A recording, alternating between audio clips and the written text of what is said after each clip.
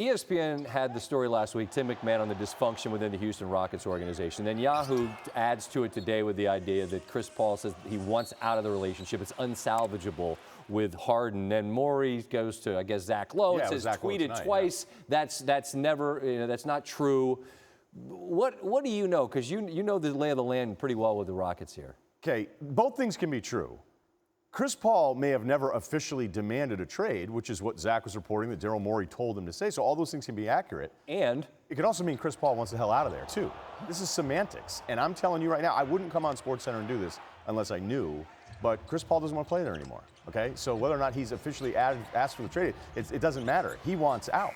And it doesn't matter if you can't trade a 3-year, $120+ million deal. Is he untradeable? He's pretty close to it, and this isn't even about basketball anymore. I've been a long-time defender of Paul. Okay? The biggest. We all understand the track record here. And he hasn't been healthy. You know, I don't think he's shot as a player by any means, but when you have to absorb $38 million or close to it to pull off this kind of transaction, you got to get really creative. I also think the whole Houston thing is really weird because 2 weeks ago we had a piece where it was reported that Morey was thinking about trading everybody. So wait a minute, everything's good now? Like, I don't blame Daryl Morey for trying to calm everybody down here, but I'm telling you, Chris Paul doesn't want to play there anymore. Okay. They got to be sitting there going, man, how did everybody get hurt after they were past us? That's got to be. And think Houston for all the like, oh, those guys don't fit. It still almost worked, Scott. That's what I'm saying. It still almost worked. We got two teams here going, wait a minute, like this summer was supposed to go way better than this. It worked for Toronto. They went all in. If it's a one-year rental for Kawhi, they had a parade. It wasn't apparently real well planned, not a lot of water. Anyway, next time you'll do better with that. Sounds like Firefest. Yeah, not quite as bad as that. It wasn't as bad as that. Thank you. The water joke. I got it. And we asked him when the ESPN.com article came out from Tim McMahon about the real tensions between Chris Paul and James Harden, and here was his response. We have two high-level competitors, Chris and James, who their only goal in life at this point is to win the title. They've accomplished everything else. They're both going to be first ballot Hall of Famers. Basically all two competitive superstars at that level, there's going to be times when they're extremely competitive, extremely focused on, how do we get to that next level? And when we don't, there's going to be frustration. And I'm frustrated. Our top players are frustrated. Mike D'Antoni's frustrated. We want to take the last step and be the champion. And I think it's good that there's tension in the sense that we all want to win. Has Chris Paul asked to be moved on from the Houston Rockets? No, he has not. He has not. Okay, you put it to him. Has Chris Paul asked to be traded? And he said, no, he has not. Then another story came out on Yahoo that says Chris Paul does indeed want out.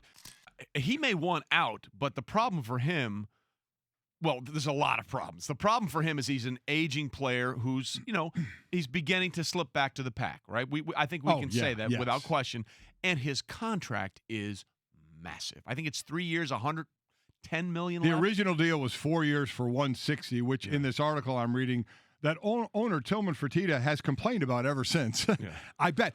And Daryl Morey came on with us and said Tillman Fertitta has been all in on all this process and gave us no indication. As Trey said, Daryl Morey came on here and did everything he could to try and stomp out the fire. Absolutely. And it has all risen up around his foot and burned him. And let me just quickly say, what he said there in that first answer is absolutely right, that there can be friction on a team. Not everybody gets along. Even in good times, there are top players that don't get along or players that don't get along. I said this all the time, and you know this, Mike, about locker rooms. Now, football locker rooms are bigger, have more people in them, but in no locker room I have ever been a part of, or I don't imagine any locker room anywhere where every single person likes every single other person. It's just to what degree. And here it is. You have the two star players on the team supposedly having friction to where they now don't want to play with one another. So there are levels to where this can go. You can have friction and still be a champion, but to how far does it go and where does the line finally cross us saying, you know what, this can't be fixed and I can't play with this guy anymore. Well, and I guess that's the difference. Like, friction's fine, but some is great, more ain't better. Right. Like, and in this situation, especially when it's your stars, because what do we always say in most instances? The most important relationships on your team tend to be with the head coach and your star player. Well, I'd say right up there would be two guys, the star caliber of James Harden and Chris Paul. And it's one thing if you don't like each other. It's another thing if that disdain has manifested itself on the court in ways where you've got Chris Paul balking when James Harden wants to come in with the second unit, where he thinks it's counterproductive to the offense. And that's where, if it is as immovable as a contract as we see, you either got to, as a team, find a way to get these dudes to talk and squash whatever's going on here, or start to, because we've seen like friction in a team and in a locker room is in part what undid the Celtics this year, right? Without question. Yes. And Chris Paul is 34. He is going to be 30. He just turned 34. Okay, so he'll be 35 next season. He has 3 years and over $120 million left on that contract. So I guess the question, and Ryen Russillo says he wants out of here, and Ryen is as connected as anybody. He is. He absolutely he is. So if he wants out, I guess the question is, how bad do you want out? Because we've talked about it, right? No one's trading for that contract. Who's taking that on? So if Chris Paul really wants out, he is going to have to say, I will take less money. And I don't know how that works. I again, one of these situations where he has that contract, and the contract would be traded with him. I mean, let's get back to the root of this thing.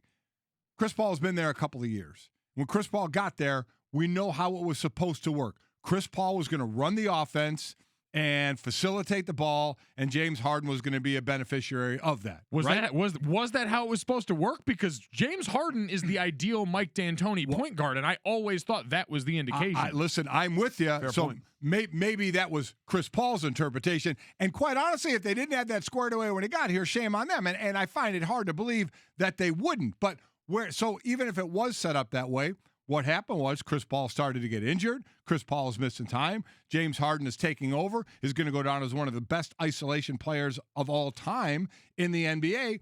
So now the offense is completely changed. Harden is at the top of his game, MVP caliber. Chris Paul's abilities are falling off. So if they are to go forward, what's going to have to be the answer? Is it going to have to be Chris Paul that's going to have to say, you know what, okay, I'm going to have to acquiesce here? Or is there a way for Mike D'Antoni, a lame duck coach, by the way, in the last year of his deal because they can't figure out an extension of how to get these two guys to work together? And that becomes, when you mention that portion of it, because I think it's important, is someone inside that organization, you would imagine it's in everyone's best interest to get these two guys in a room and say, all right, if we can actually, because we know they're going to aggressively explore all options in this. If one of those options isn't moving Chris Paul at this point, because you're not moving James Harden, then it behooves someone inside the building to kind of get these guys together and say, man, we got to get this done. But like you said, you got a coach right now who's not sure where he stands in all of this. You've got so many moving parts that, again,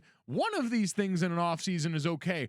All of these things in an offseason seems like you've kind of let things get away. Agreed, and by tremendous usage of behooves, by the way. That's an exceptional word, so nicely done there. And we've seen this play out before, right, where two superstars can't find a way to make it work. Shaq and Kobe, infamously, when they'd won 3 straight championships,